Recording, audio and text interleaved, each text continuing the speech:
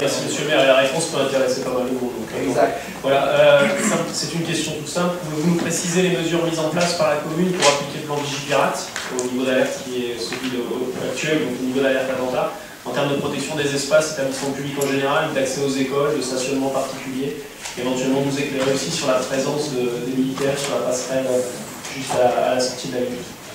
Alors, votre question est tout à fait légitime et je souhaite vous dire ceci, c'est qu'on reçoit des instructions d'en haut, comme vous le savez, mais que la mise en œuvre est fonction de ce que moi, en tant qu'agent de l'État, chargé de la sécurité, j'estime devoir remplir.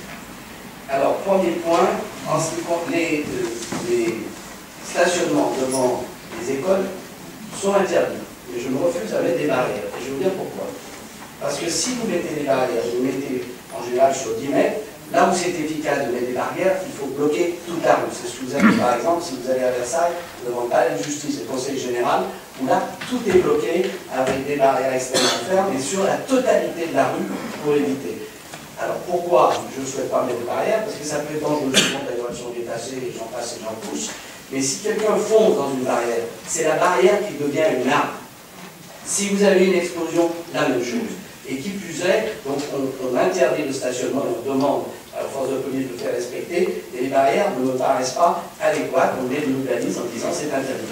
Si vous prenez par exemple l'école Sainte-Marie, vous avez un parking public à côté. C'est bien clair que s'il y a une voiture qui explose sur le parking public à côté, vous savez très bien ce qui se passe, on connaît l'impact d'une voiture piégée où on met 4 à 500 kg TNT dedans, ça ne se trouve pas dans la valise, ça explose sur 500 mètres aux alentours. Donc de ce côté-là, je dis voilà. Et en qui plus est, en ce qui concerne Vigipirate, et là c'est une chose que j'ai fait monter en haut, il y a des fautes qui ont été commises. Mettre des policiers devant des équipements, mettre des soldats devant des équipements, c'est, je dirais, si jamais il y a quelqu'un qui passe en moto, en voiture et qui balaye avec une rafale, vous avez 3 morts sans compter des rouges. Donc j'ai obtenu, et je pense que ça va être modifié, que lorsqu'il y a des gardes statiques, ça soit à l'intérieur, pas à l'extérieur. Qui plus est, dans le cas d'un oratoire d'une religion sur Maison Lafitte, personne ne savait où était l'oratoire. Et maintenant, tout le monde le sait. Tout le monde le sait. Et donc, j'ai râlé, mais ce sont des directives, j'ai râlé auprès du préfet, j'ai râlé un peu plus haut, et donc ça va être modifié, mais c'est trop tard. Donc, il y a un moment, il faut savoir garder raison. Hein, on n'est pas à l'abri, il faut le savoir, dans l'attentat. Vous savez comme moi, on n'est pas à l'abri dans l'attentat, on n'irait pas davantage. Mais ce qui est certain, c'est qu'il faut garder raison. Et donc éviter, bien évidemment, de se croire qu'une barrière va être une protection, comme je pense, c'est illusoire. En revanche, on fait respecter le non-stationnement, étant entendu que quand on fait respecter le stationnement, le non-stationnement sur 10 ou 20 mètres, s'il y a une voiture qui est piégée à 25 mètres, le résultat, malheureusement, sera le même.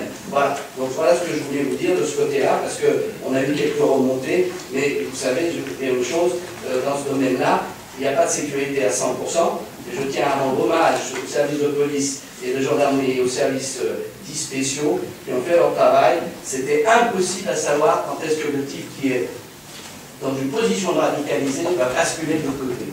C'est impossible à savoir. C'est comme le gars qui je dirais un jour, est en bisbille avec sa femme et lui dit comme ça, bah, je vais te tuer. Bon, c'est une intention, certes, mais tant que, bon, et puis le lendemain, et ça se passe. Pourquoi on n'est pas arrivé, on n'a pas mis en cabane la veille? Parce que le droit pénal, il faut des preuves beaucoup plus tangibles qu'une simple parole en l'air. Voilà, donc c'est un véritable problème. Donc voilà ce que je peux dire à ce stade. Et sachez une chose, c'est que nous sommes extrêmement vigilants et que de ce côté-là, il n'y aura pas demain d'ailleurs, écoutez, chacun fait ça, puisque comme il l'entend, il y a un débat justement sur les problèmes de renseignement dans lequel j'interviens au nom du groupe politique que je représente. Je vous invite à me suivre et comme je vais le diffuser, vous le recevrez. Voilà. Bien. Allez, deuxième